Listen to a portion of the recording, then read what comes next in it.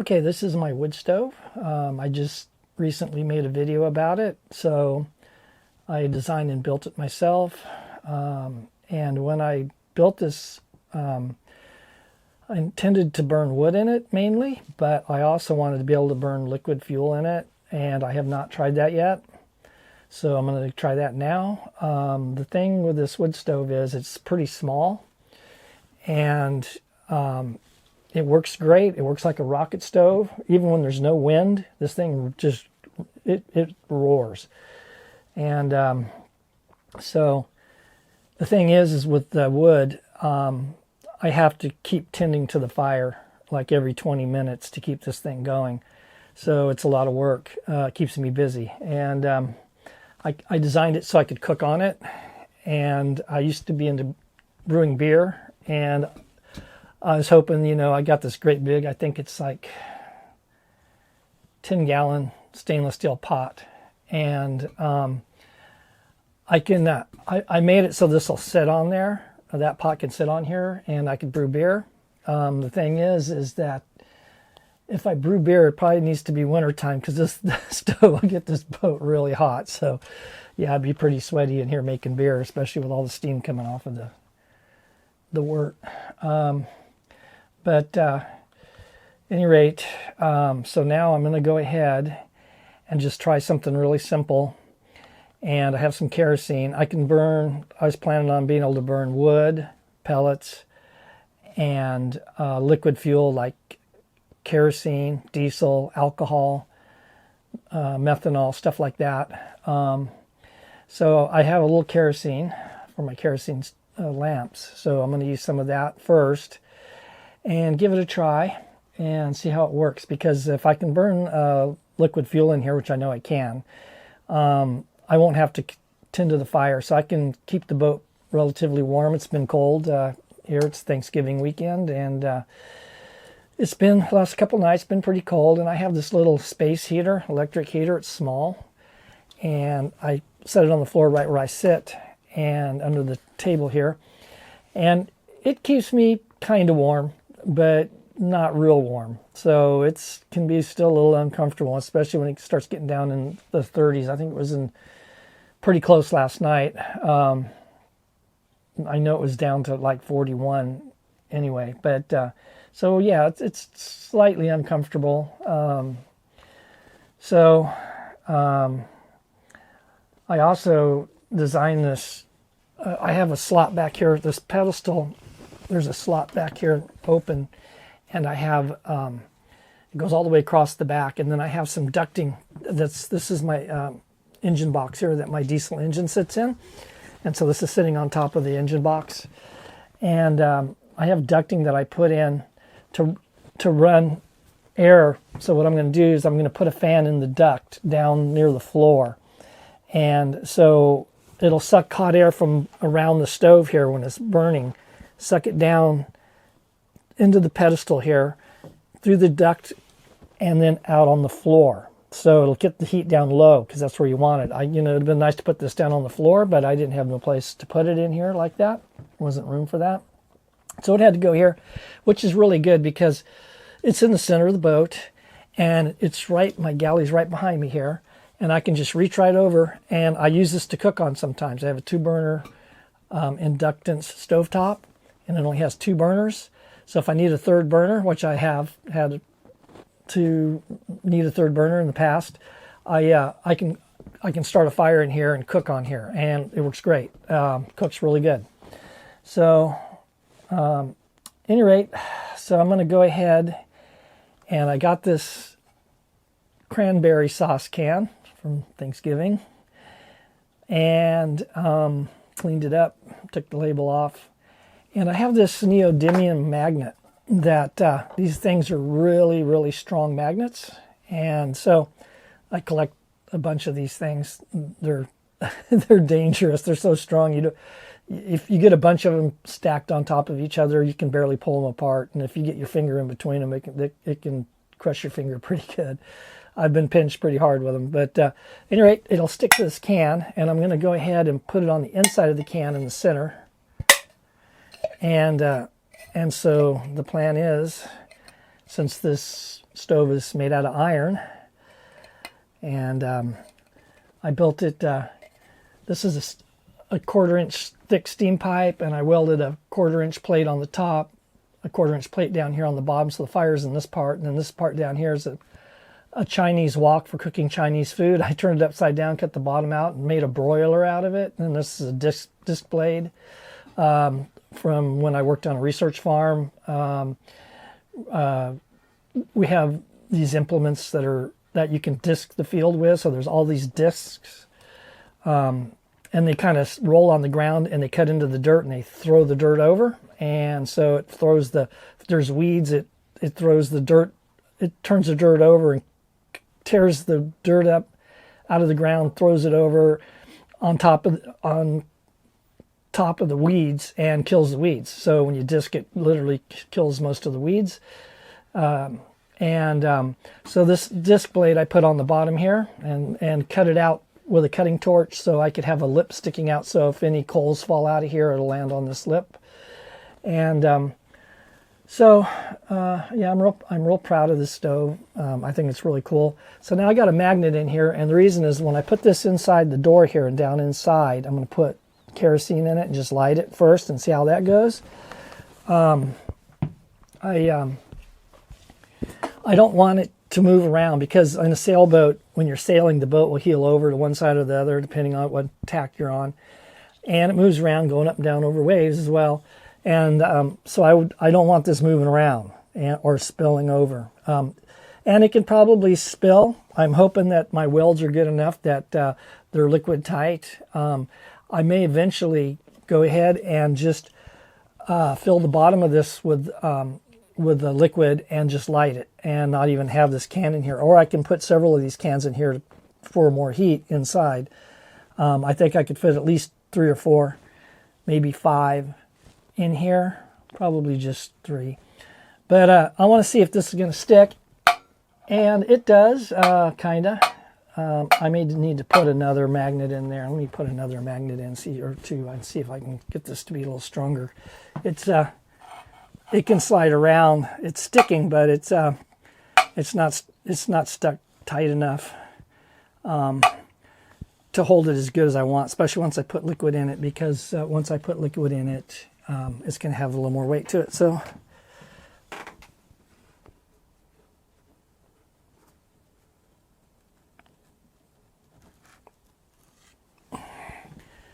and these magnets, I got a stack of them here.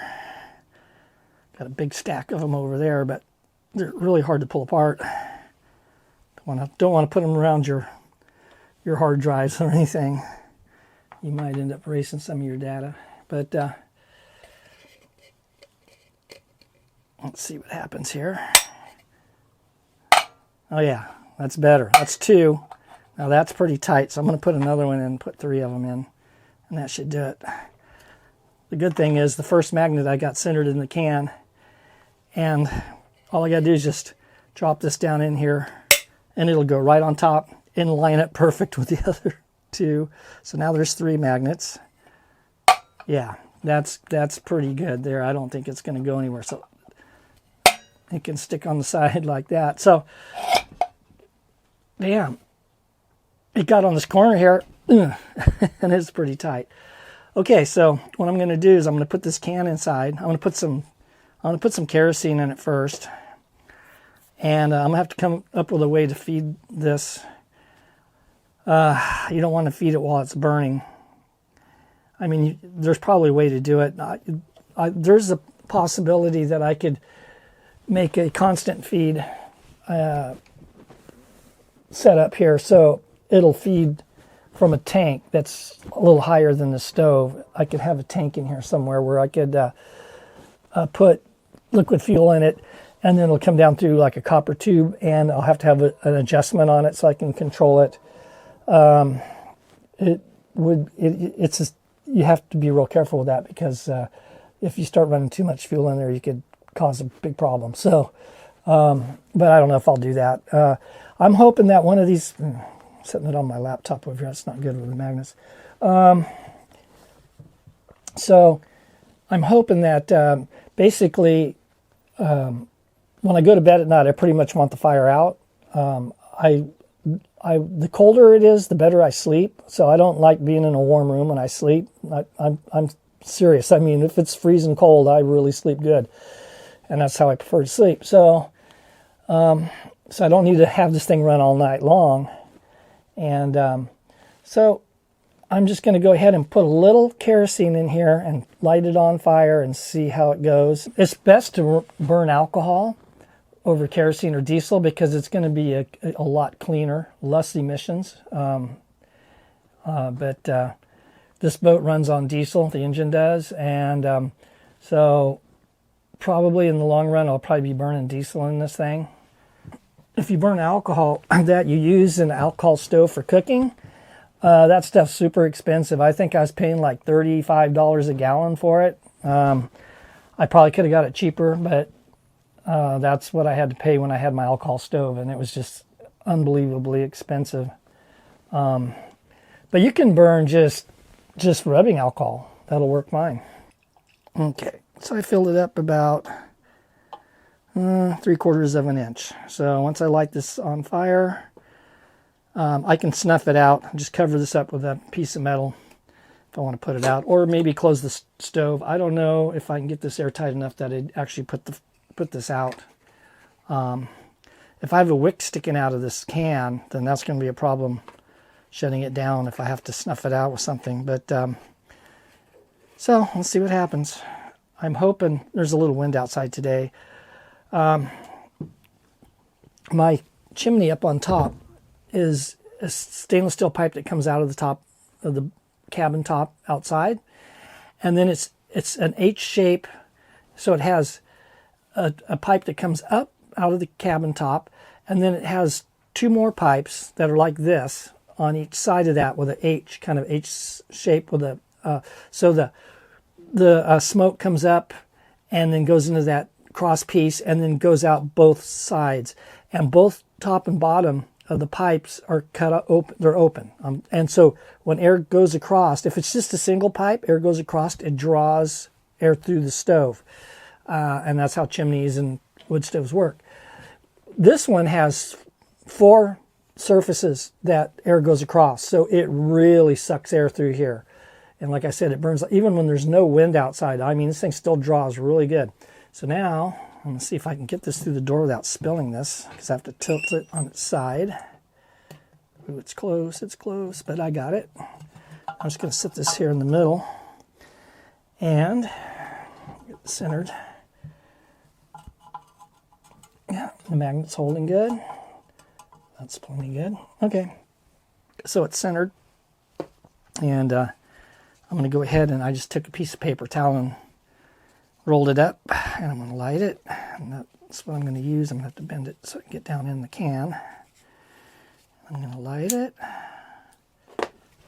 going in, and see if I can get this to light.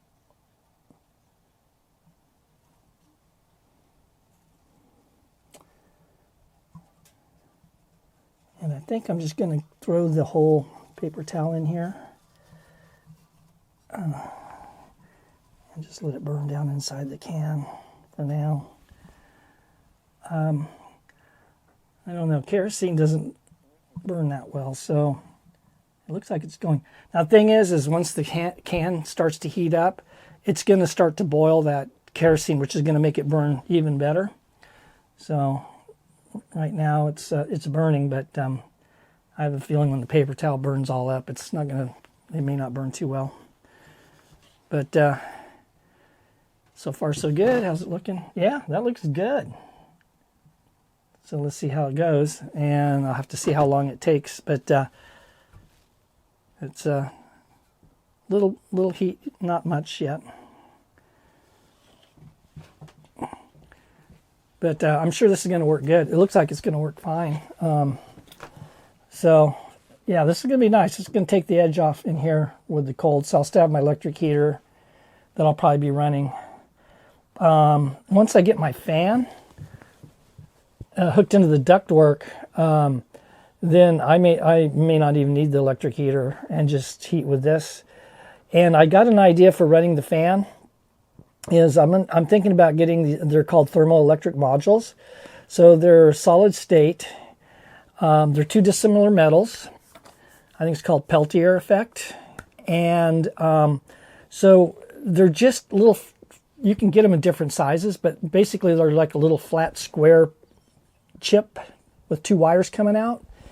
And so how they work is, if they're really cool. There's a couple ways you can use these things. One way is if you hook those two wires to like a battery, a DC battery, depending on how big a system you're building, you can stack these things on top of each other. Or you can get larger ones or smaller ones, very small to big ones. And so depending on what you're doing, you take a DC voltage and you connect them to those two wires, and what happens is one side of the chip gets hot, and the reason it's getting hot is it's drawing heat out of the other side of the chip, so the other side of the chip gets cold. So one side gets hot, one side gets cold, and you can use these things for refrigeration. And but they're not really efficient, because I don't even think they're probably less than 50% efficient, because half of the energy is going to the heat. I come up with an idea, and I haven't tried it yet. I may do that eventually. Is that I was thinking of building a refrigeration system and a hot water tank right next to each other. So what happens is that the water in the water tank is going to be cold at first, and that's going to be a heat sink, which is going to draw more heat out of the cold side, which will make the refrigeration work better. The only problem is once the water heats up, then it kind of equals out, and then it won't be as efficient, and the cold side won't be as cold. Unless I can, if I use the hot water and circulate it or whatever, then it'll work good. But I don't know if that's going to work out. But I had that idea for a lot of years and have never tried it yet. But the other thing about these chips, which is really interesting, is you can use them in a different way. If you heat one side and cool the other side, those two wires will produce electricity. And so actually will generate a DC current and voltage. And so what I'm planning on doing, and you can buy these things, they're little fans that you can put on your wood stove. It's starting to get pretty warm. And they have that thermoelectric module built into them, and they stick with a magnet onto your stove, and they have cooling fins on the hot side of the chip. And so what it does is when you heat up one side and the heat sink on the other side cools the other side, it produces electricity and it spins the fan. So it has a little DC motor, and it'll spin the fan and it'll circulate air around your wood stove. They're not real powerful, but they do work and they will move air. I'm thinking about putting the fan down in the bottom here and running a wire. But the thing is I'm going to need a lot of power to do that. So I'll have to use several thermoelectric modules, and I'll probably put them on the back of this stove. So if I put several of them, and then I can hook them up in parallel or series or whatever I need to get the voltage I need and the current that I need to run the fan, then that's great, because the hotter this gets, the faster the fan runs. So it'll circulate more air. Of course, I will have a control on the fan so I can shut it off or adjust the speed of it. But when the fire goes out, the fan will shut off automatically too. So anyway, this looks like it's working good. Yeah, look at that. It's nice flame, and it's getting warm. I can still put my hand on it, but it's in a few more minutes I won't be able to hold my hand on here. And it looks like it's burning clean. I was hoping with the wick I could get it to burn a blue flame. Of course, I don't know if kerosene is going to burn a blue flame. I know alcohol will, but a blue flame means it's a hotter flame. But yeah, this looks good. Let me close the door and see how it looks.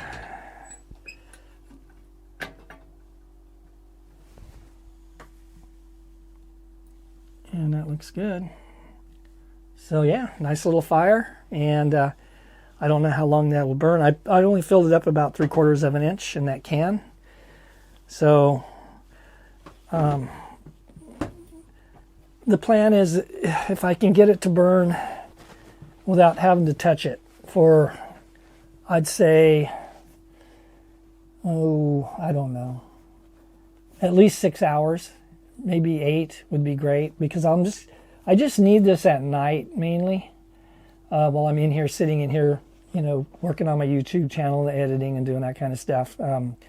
It'll be nice to have some warmth in here. I'm going to go ahead and try shutting the flue down a little bit to hold the heat in instead of it going up the stovepipe. No, the stovepipe will heat up too, and it'll help heat the boat. Let's see if I'm getting any heat on that stovepipe. Yeah, it's getting warm. Let me shut this. I'm going to shut this flue down. See how far down I can shut it before smoke comes out. If smoke will come out, I don't know if it will.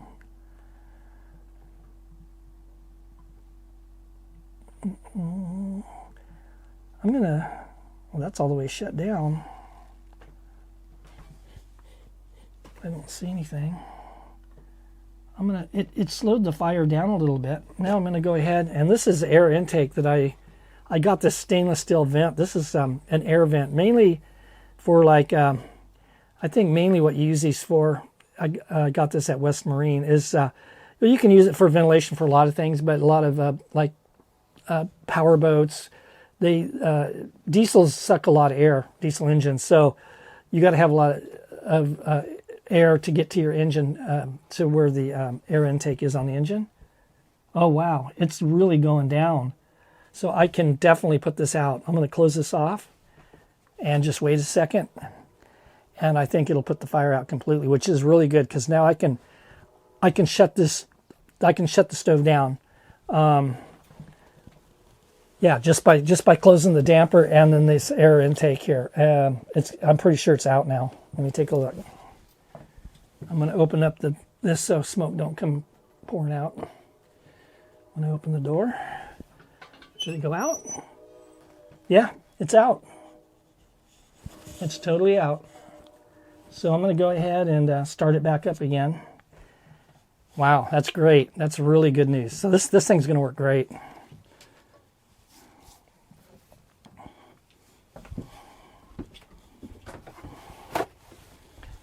And I can already feel the heat in here from the stove. It's already starting to warm the boat up a little.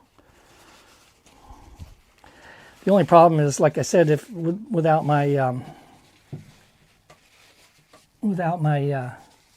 my fan being connected to the ductwork, I'm not going to get much heat on the floor. So I don't know. We'll see. We'll see how it works. I can't wait to get the fan in. That'll be nice. Then I won't have to run. My my little space heater, which uses a lot of energy. They're not really efficient, but I'll probably end up spending more money on liquid fuel than if I ran electricity in here. My electric bill on this boat's been really low, and I don't even have solar panels up yet. I'm going to put up at least 1,000 watts of solar. I'm thinking now I'm going to up it to 1,200 watts. And I got this big lithium battery bank that I built. And but just running off shore power, my boat's pretty efficient. My heating and my electric bill's really low. Even when I use power tools, which I don't use a lot, but that will run my electric bill up a little bit. So I'm just going to go ahead and restart this. See if I can start it without putting this down in there. Yeah, start it right up. And I can just go ahead and snuff this out, I think. Yep. Smoking. So see, it sucks the smoke right into the stove. One thing, when I start this stove up, when I burn wood in it, it burns really clean. I was thinking about building in secondary combustion in here. When I designed and built this a long time ago, and I don't even know if secondary combustion was invented yet, but how that works is what you do, and I wished I would have done it, but I don't think I need to, because this thing burns really clean. How secondary combustion works is that you'll have like I was gonna drill a hole down here in the bottom, down where the fire is, if I'm burning a wood fire, and get this thing to go out here. So I'd have a tube, like a copper tube or stainless steel. And so that tube would go through the coals, hot coals, and it'll get really hot and it'll suck air in. And you have to have some kind of control on opening and closing that to control the airflow going in. And then so that tube will run across the bottom inside the stove through the hot coals, and it'll get superheated. And then the tube goes up to the top. And then at the top, I could have the tube spiral around maybe a couple turns and have all these little small pinholes in the tube at the top. And what happens is that hot air goes up and it literally combusts at the top. Where all those holes are in the tube, flames will start shooting out. And what it does is when you have a wood fire, the smoke that's coming off that wood fire is still fuel that isn't fully burnt. So the secondary combustion burns that smoke, and it makes the emissions go way down on these stoves. Matter of fact, I think pretty much all the new wood stoves now in California, probably for sure, have to have secondary combustion. I'm pretty sure that's a law. I'm not 100% sure, but I'm pretty sure. But this thing burns so clean. I burn wood in here. I'll start it up. And when I first put the stove in, I was really worried my neighbors were going to freak out and think my boat was on fire, because I was worried it was going to just billow a lot of smoke. And I started a fire with some kindling, and I went out and looked, and there was just a little tiny bit of smoke. And then I started putting in bigger pieces of wood, and once I got the fire rip-roaring going, there was absolutely no smoke. You couldn't see any smoke outside. So I'm going to go ahead and... wow, this thing is actually warming the boat. This is great. This is really good. It's going to be nice to have a fire in here now every night in the winter. And I don't smell any kerosene too, which I hate the smell of petroleum. Let's go up and take a look outside and see what we got going on. Okay, there's the smokestack. And I don't see any smoke coming out at all. So that's really good.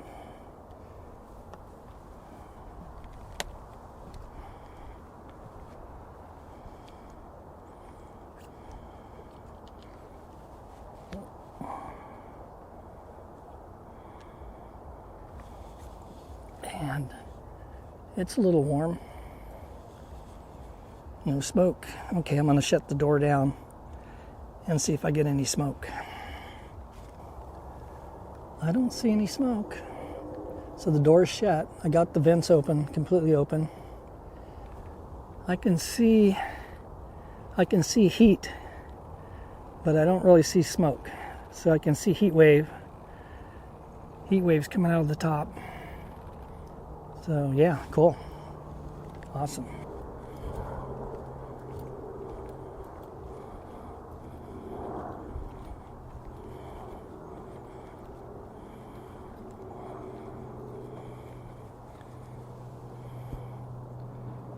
No smoke.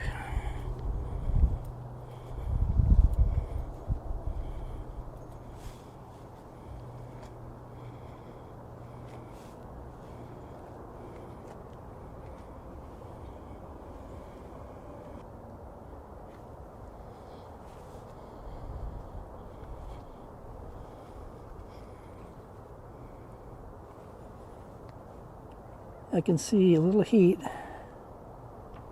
but no smoke.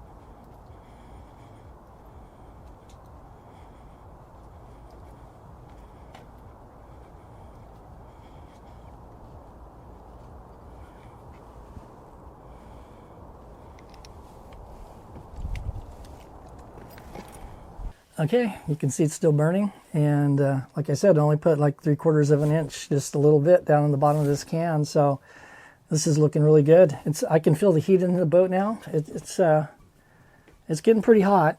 I don't think I can hold my hand on here for more than 1 second, before they burn my hand.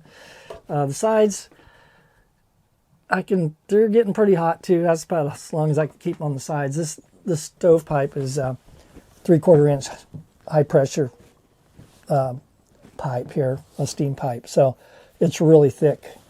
And the reason I kind of I saw this pipe at the research farm. It was holding up a tractor implement, and we had El Nino year, a couple of years a while back, and it was holding up this big land plane. It has this big long tongue with just tons of tongue weight, literally tons. And it's for leveling out the ground. So it's like it was made by Caterpillar, so it's like the blade on a Caterpillar road grader. But you pull it behind the tractor, so it was really super long. It was huge and really heavy.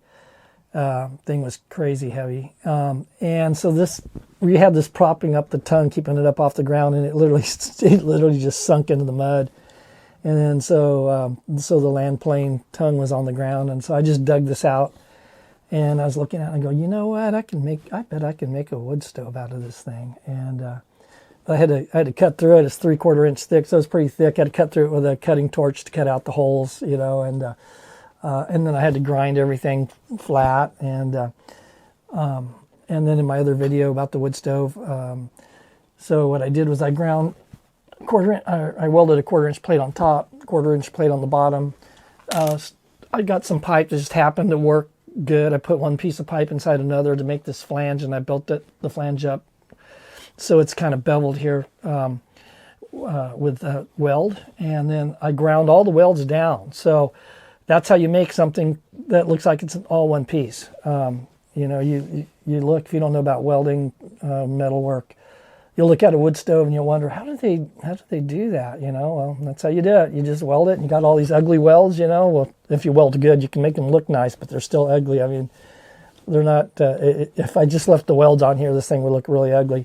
But then you just grind all your welds down, and hopefully you get a good weld and there's no bubbles and air holes in them. And if there is, you have to go back and touch them up.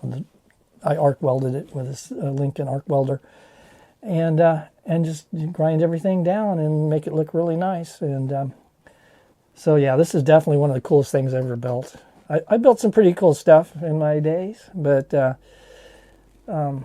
yeah, this friend of mine told me when I built it, he goes, yeah, Tom, that's definitely the coolest thing you ever made. So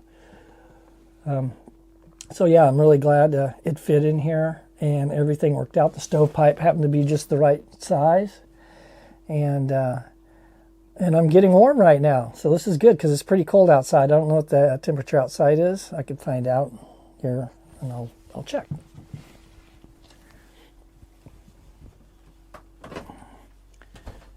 I'd say it's in the 50s, probably getting down maybe low 50s.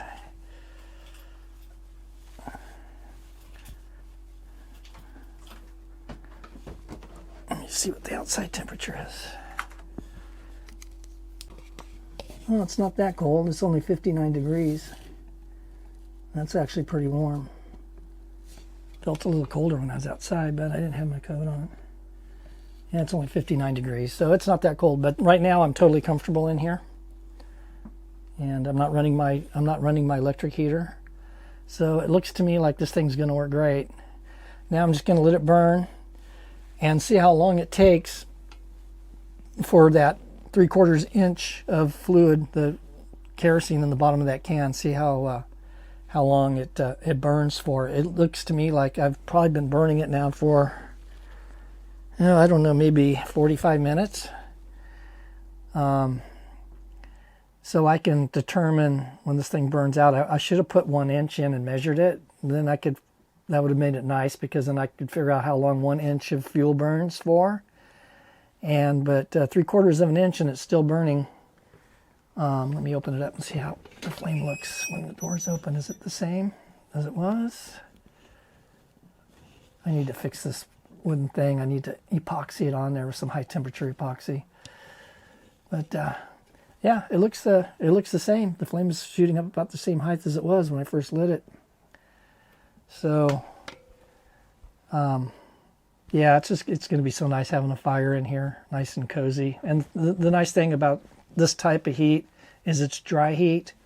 And being on a boat, you want the boat to be as dry as possible always. You don't, you get high humidity, and then you get like the ceiling sweat, and then that can cause black mold and stuff to grow and mildew. And so I fixed pretty much all the rainwater leaks in this boat recently.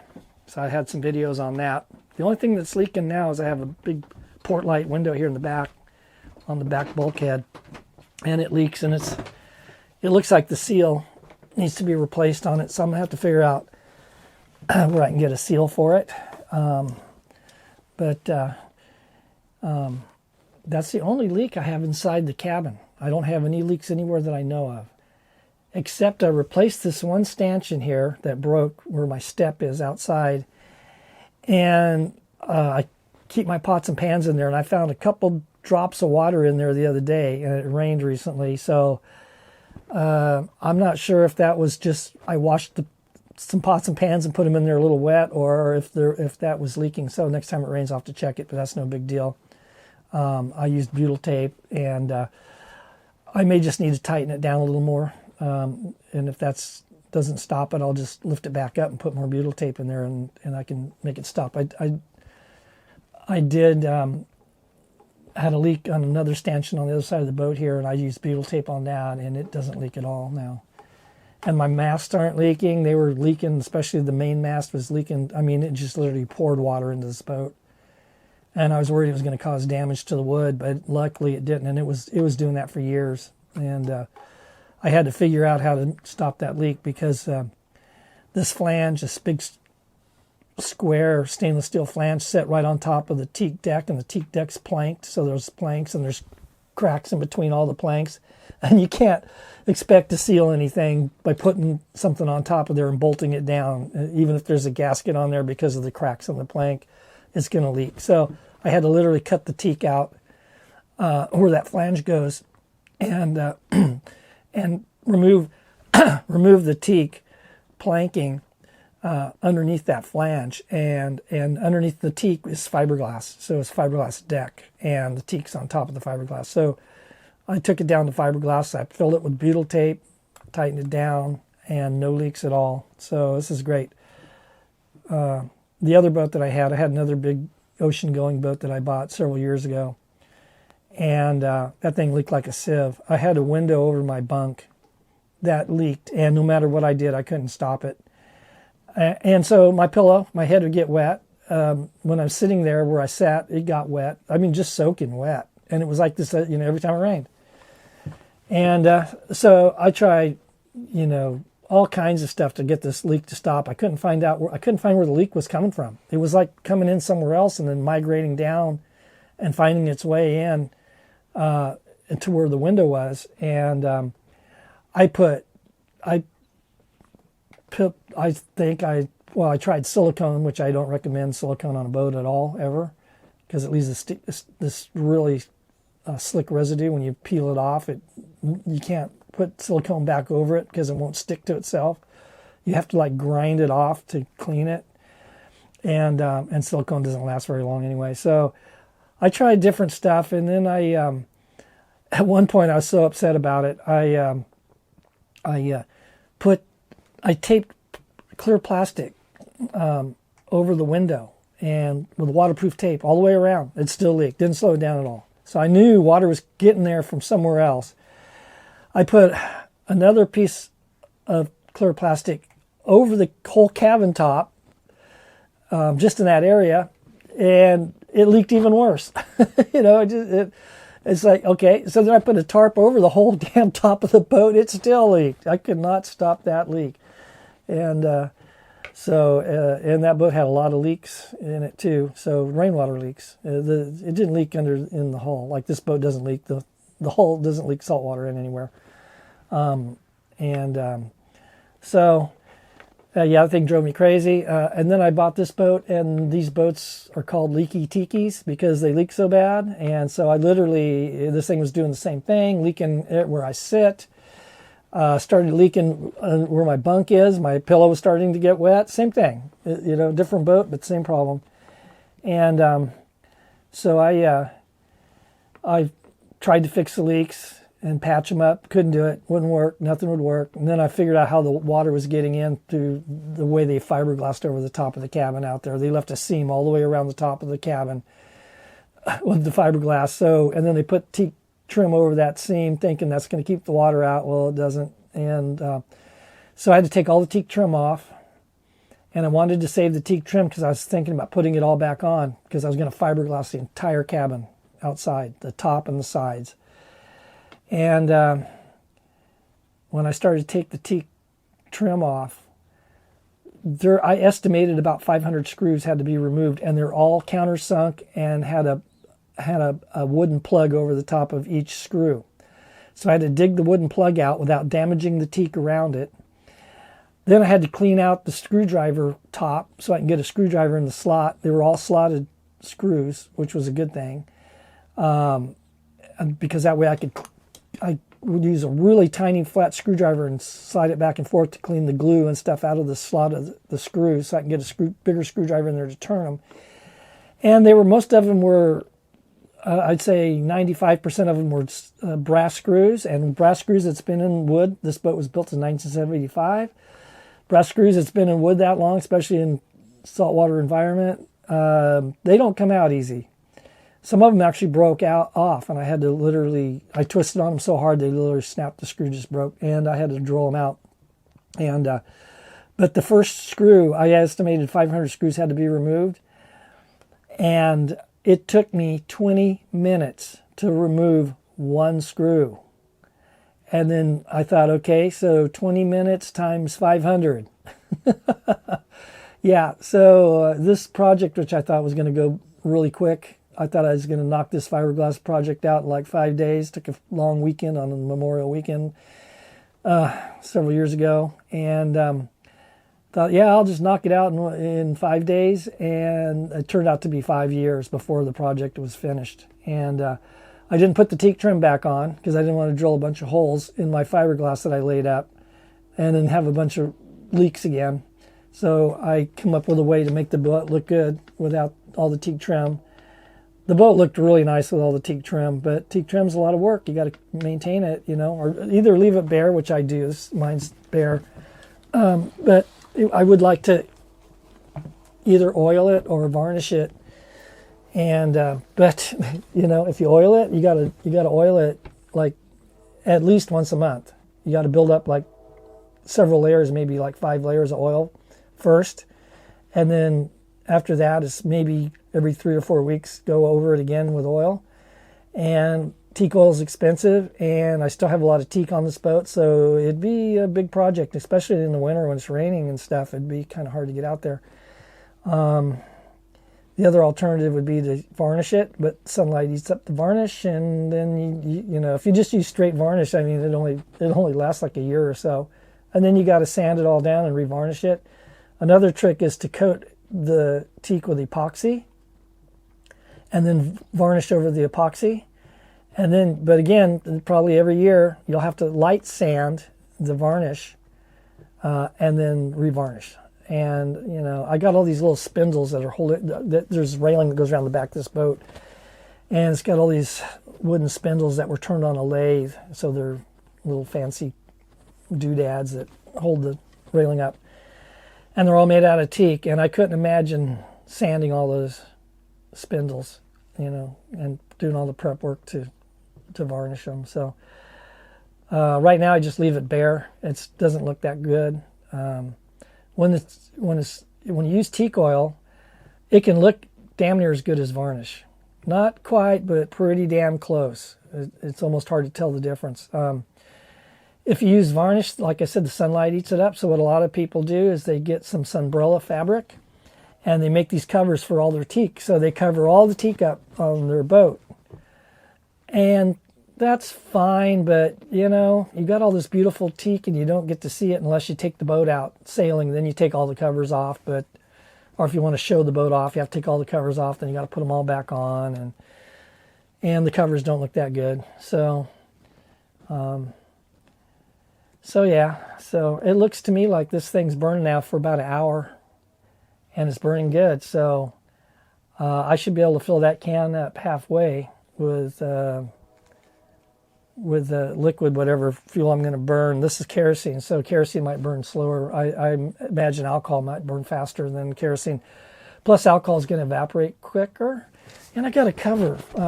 That stovepipe outside that we were just looking at that has the 4 openings, the two pipes on each side, I can lift that whole H-shaped pipe off, and then it's just a single stovepipe coming up, and then I can put a cap. I have a cap that goes on top. Well, I have this cap. I leave the stovepipes on there. I guess if I was out in really heavy seas and waves are crashing over the top of the boat, and that'd mean the very top of the boat, yeah, I'd probably need to take that stack off of there, because the wave might knock it off and then I'd lose it. Let's see how the heat feels in here. Yeah, I could cook food on here right now. I could literally cook food on here. It's hot enough to cook, and so that's great. So I drink a lot of green tea at work when I'm working, but here on the boat, I mostly drink beer.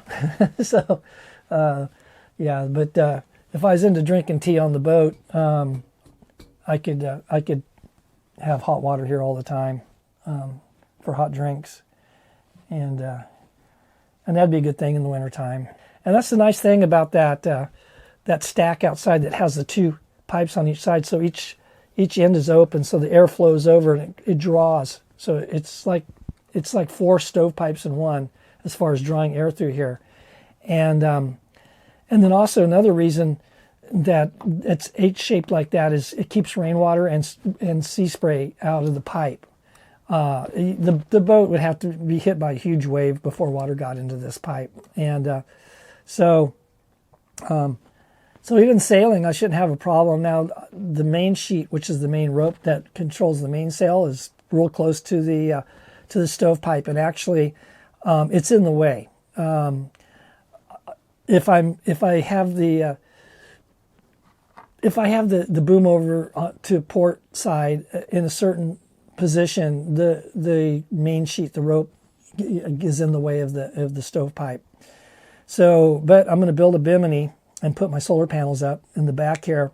So I'm going to move my traveler, which the main sheet is connected to, farther back. I'm going to probably put it up high on the bimini and connect to the very back of the boom. So it'll be totally out of the way, and that'll solve that problem. But I mean, I could still sail with that stovepipe. I just have to adjust the sail to where that main sheet's not kind of in the way of the stove. I might not be able to adjust the sail exactly where I want it, but it's probably be close enough. It wouldn't make a whole lot of difference. Now, when the boom's on this side, it doesn't matter because now the main sheet's over on this side, but it's just when it's over that way.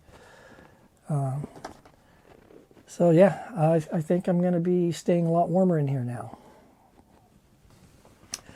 So at any rate, if you found this video helpful or entertaining, please like and subscribe.